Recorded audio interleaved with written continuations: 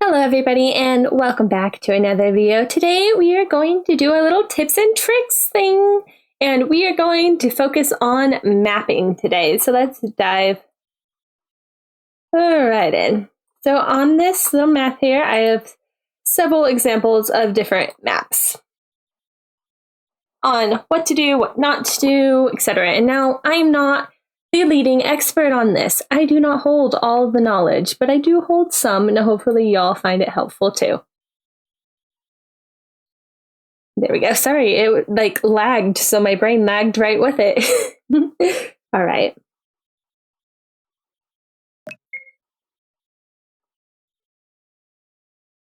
Oh goodness, why is my volume so high? Anyways, so we have the first map. It's a big square room. The bookshelves are in the wall, and you know, it's kind of boring. Nothing super important here. Nothing really catches the eye, right? And another thing to note, where did I come in? Who knows? You know, just nothing definite here. So this one's not the worst, but it's also not the best. We could do much better. Like this one.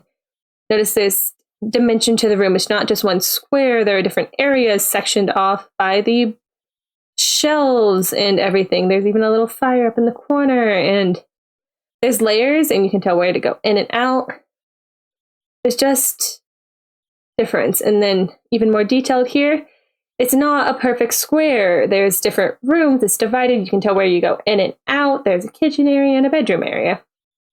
Nice. And then another example over here. If you don't want to have completely separate areas, it's just a small room and easy to see up and down. The thing I will warn about these last two rooms is there is a one tile passageway through here. So unless you have a plugin installed that allows you to push past other events, make sure that the NPCs you have in these houses do not block these areas.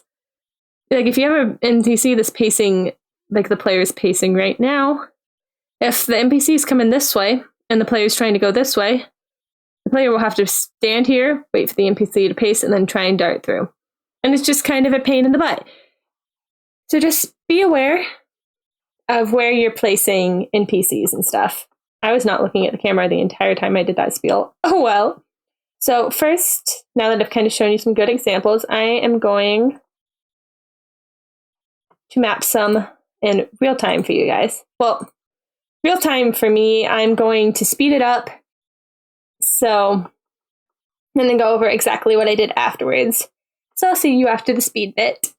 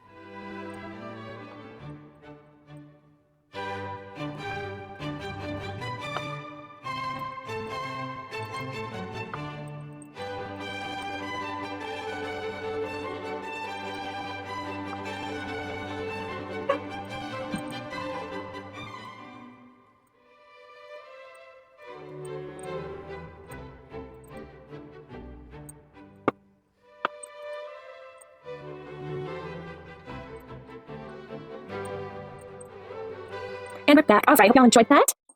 And we're back. All right, hope y'all enjoyed that.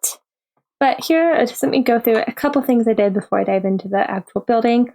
So up here, I was trying to decide what I wanted the room to look like, and these are all different options you could do for how you want the walls to look in reflection to the room. This one here is the one I use the most, but in my game, what I went in is I edited the sheets so that all the tiles were like this dungeon one right here and had the black in the middle. So it was just basically an outline outlining the walls, which is what this one right here is closest to. But for this one, I decided to do this because I just thought it looked nice with the log cabin feel. And as you saw, if you watched the speed build and didn't just skip ahead, I went through two different iterations of this house. So this final one I ended up with is definitely not a square. And that is a very big thing to try and do and also to look out for, because if the building on the outside is a giant rectangle or a square, when you walk inside, the building on the inside needs to be the same shape. You're not walking into a TARDIS. Okay, there's no space-time bending happening here in this regular villager's house. Unless you want it to, and in which case make it a plot point so that the player doesn't look at it and go, well, this is stupid. So just make sure you do that, and I'll show you kind of what an outside for this house would look like in the little area I'm going to build next. But yeah, there's clear pathways through the house, and it's also split up. So it's not just one big block of wood. There's the carpet, there's the different flooring in the kitchen, and there's a separate little breakfast nook. Oh my goodness. Bedroom area. But yeah, so here. Let me speed build the outside, and I can talk more about it.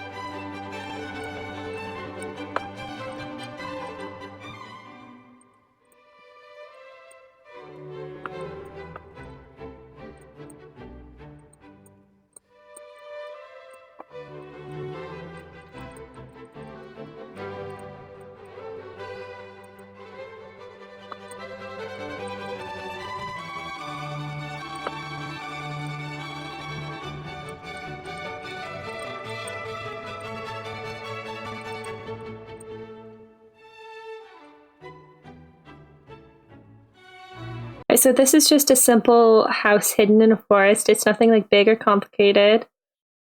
And if this decides to load, are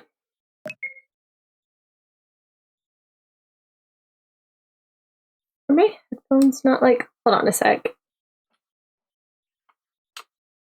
My headphones weren't like They're not wanting to connect for some reason. Oh well. That's a problem for current me because it's bothering me. I was wondering why I couldn't hear any game noises. There we go. Okay, I got them working. Sorry about that. But yeah, we have the farmer and his pigs. Here, I didn't want to completely fence it off because the pigs have, like, the farmer has to get in, the pigs have to get in and out. So by placing the farmer here, the pigs can't escape. But yeah, it's just a really simple thing. And important thing is, it's not a huge hassle to get from there to there if I just follow the pathway. You get there pretty quickly without getting blocked by a bunch of stuff and having to move left and right. But there is, like, every inch of this map is covered with something. And that is a big thing. Because especially in fantasy like games, there isn't just going to be this perfect manicured lawn. It's going to be wild and covered in bushes and trees and flowers and other various stuff. And I feel like that is the most important thing to remember when doing outside maps, is that it's not going to be perfect. It's not going to be organized. It's not going to be symmetrical. So don't make it. And that is another big important thing. Trees do not grow like this. Right? They don't grow all perfectly perfect in a row unless it's an old Christmas tree farm. So what you're going to want to do is not do what I just did here and add some dimension, even just that. There you go. It's not a straight line anymore. It adds dimension. It looks more tree-like. And most importantly, don't just do this around the edges. Add more trees. It's a forest. There's going to be different types of trees in it. And just make it look more natural. The only time you're going to see square is when humans have been involved. Like, you know, when you're up in an airplane flying and you look down, everything looks like a big giant patchwork quilt. You don't want it to look like a big giant patchwork quilt, because notice everything in this map is round and fluid and kind of blob-like, except for the fence and the house, which immediately draws your attention to it, as it is it's what you want your attention to be drawn to on this map, is the house and the farmer and the pigs. And you'll also notice, oh, I keep doing that. The shape of this house. Ignoring this, because in real life, no, that's like that. But because I'm trying to show where the entrance and exit is, this is here. Another way you could do that is, hold on a sec. I swear I have it in here somewhere. If I don't, I'm going to be angry.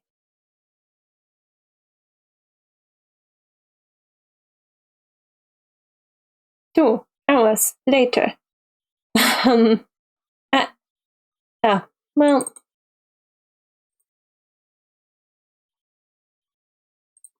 Is to have, pretend this is an arrow that floats up and down, right?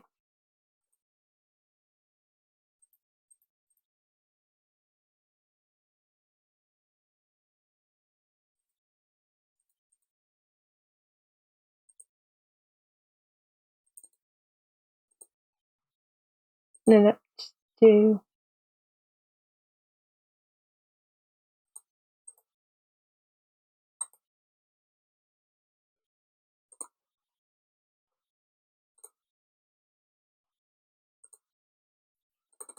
actually, this is something I personally like to do right here, is to set the transfer event to same as characters and to move it down onto the wall so that the players can still walk through here. They just have to press down to get to where they need to go. All right. Then this.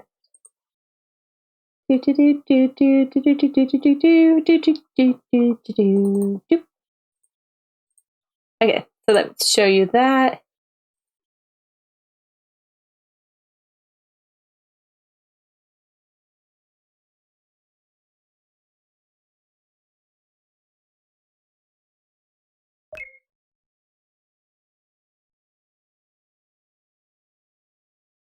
Right, so we have the outside map and then the inside map. See, now that's there. Don't really need a clear defined place of where the door is, and the rug helps show you where that is, and you don't have to have the wonky looking one up. And yeah, that will about wrap it up for tips and trips on mapping. If you have anything else you'd like me to dive into and explore, please leave it in the comments below. And besides that, I hope you all have an absolutely amazing day. Bye!